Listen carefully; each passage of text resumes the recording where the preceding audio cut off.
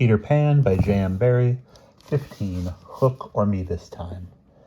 Odd things happen to all of us on our way through life without our noticing for a time that they have happened. Thus, to take an instance, we suddenly discover that we have been deaf in 1 year for we don't know how long, but say half an hour. Now such an experience had come that night to Peter. When last we saw him, he was stealing across the island with one finger to his lips and his dagger at the ready. He had seen the crocodile pass by without noticing anything peculiar about it, but by and by he remembered that it had not been ticking. At first he thought this eerie, but soon concluded rightly that the clock had run down. Without giving a thought to what might be the feelings of a fellow creature thus abruptly deprived of its closest companion, Peter at once considered how he could turn the catastrophe to his own use, and he decided to tick so that wild beasts should believe he was the crocodile and let him pass unmolested. He ticked superbly, but with one unforeseen result. The crocodile was among those who heard the sound, that it followed him, though whether with the purpose of regaining what it had lost, or merely as a friend under the belief that it was again ticking itself, will never be certainly known, for, like slaves to a fixed idea, it was a stupid beast. Oh, that's a nice sentence. Peter reached the shore without mishap, and went straight on, his legs encountering the water as if quite unaware that they had entered a new element. Thus many animals pass from land to water, but no other human of whom I know. As he swam, he had but one thought: hook or me this time.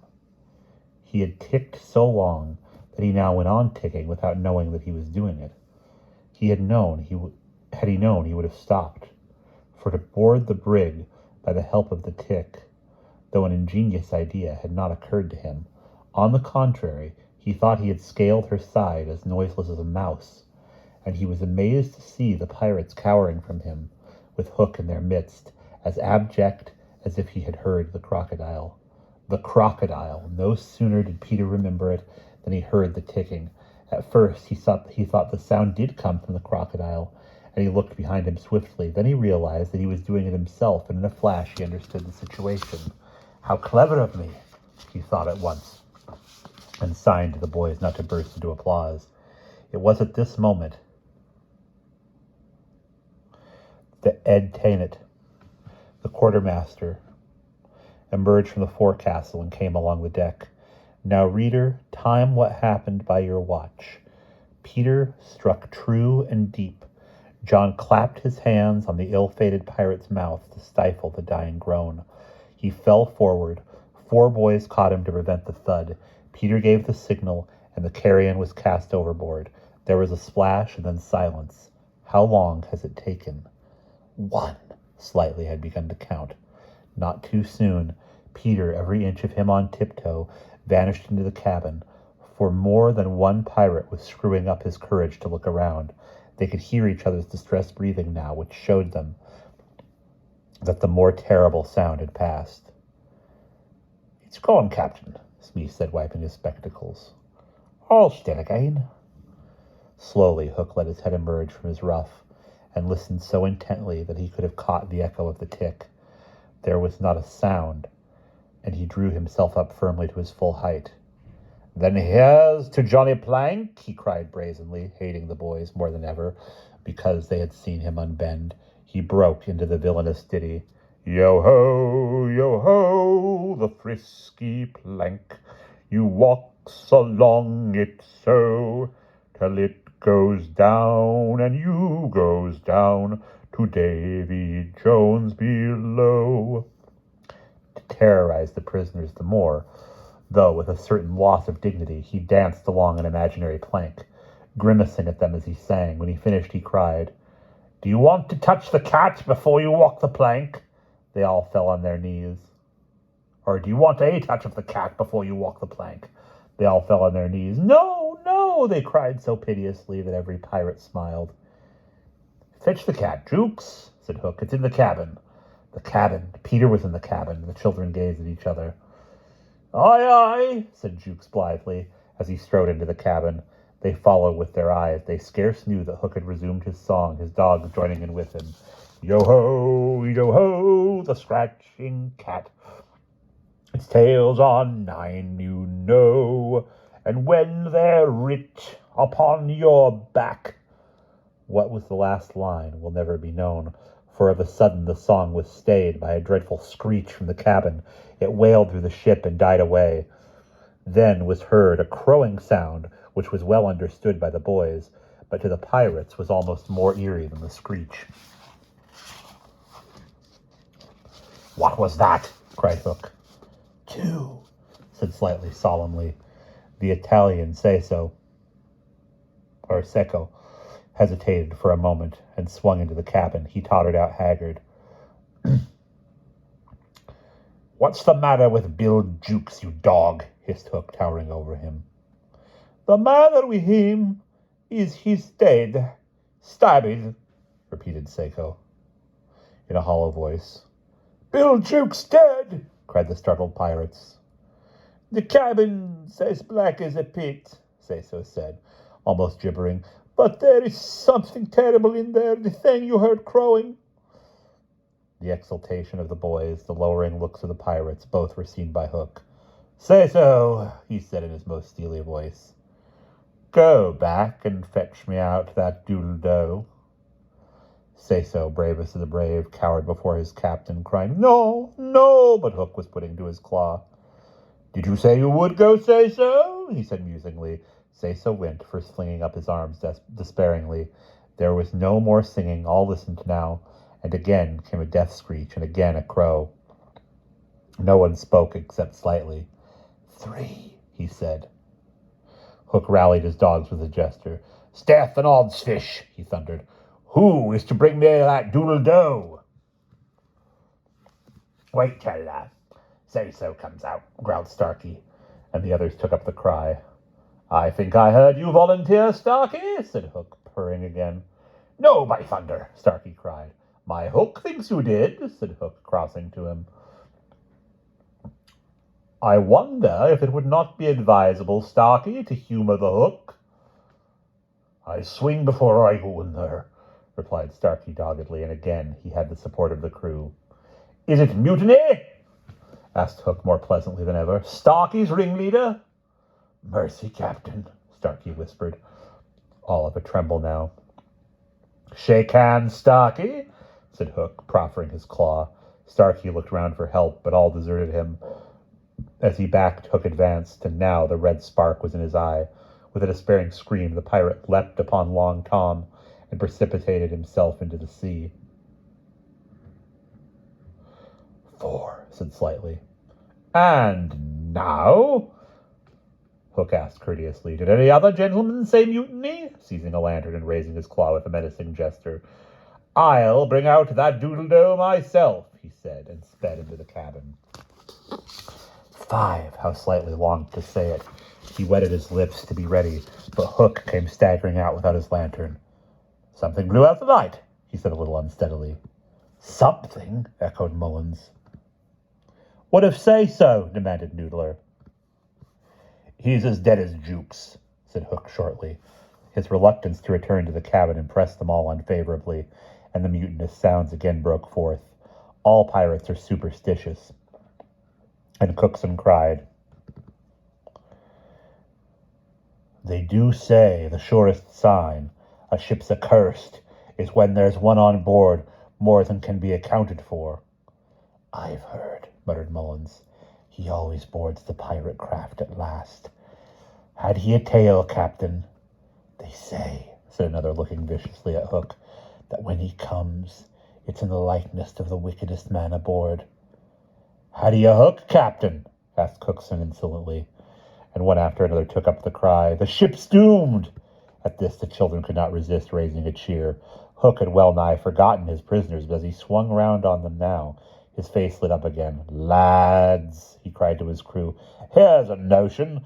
Open the cabin door and drive them in. Let them fight the doodle-doe for their lives. If they kill him, we're so much the better. If he kills them, we're none the worse." For the last time his dogs admired Hook, and devotedly they did his bidding. The boys, pretending to struggle, were pushed into the cabin, and the door was closed on them. "Now listen," cried Hook, and all listened, but no one dared to face the door. Yes, one, Wendy, who all this time had been bound to the mast. It was for neither a scream nor a crow that she was watching. It was for the reappearance of Peter. She had not long to wait. In the cabin he had found the thing for which he had gone in search, the key that would free the children of their manacles, and now they all stole forth, armed with such weapons as they could find. First, signing to them to hide, Peter cut Wendy's bonds, and then nothing could have been easier than for them all to fly off together. But one thing barred the way, an oath. Hook or me this time. So when he had freed Wendy, he whispered to her to conceal herself with the others, and himself took her place by the mast, her cloak around him so that he should pass for her. Then he took a great breath and crowed. To the pirates it was a voice crying that all the boys lay slain in the cabin, and they were panic-stricken. Hook tried to hearten them, but like the dogs he had made them, they showed him their fangs, and he knew that if he took his eyes off them now, they would leap at him. "Lads," he said, ready to cajole or strike as need be, but never quailing for an instant, "I've thought it out. There's a Jonah aboard." "Aye," they snarled, "a man with a hook." "No, lads, no, it's the girl.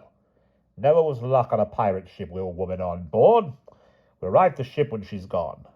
Some of them remembered that this had been a saying of Flint's. "It's worth trying," they said doubtfully. "Fling the girl overboard," cried Hook, and they made a rush at the figure in the cloak. "There's none can save you now, missy," Mullins hissed jeeringly. "There's one," replied the figure. "Who's that?"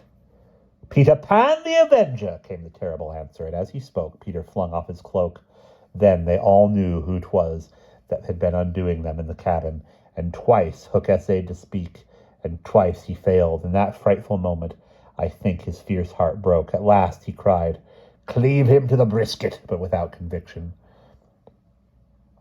Down, boys, and at them," Peter's voice rang out, and in another moment the clash of arms was resounding through the ship.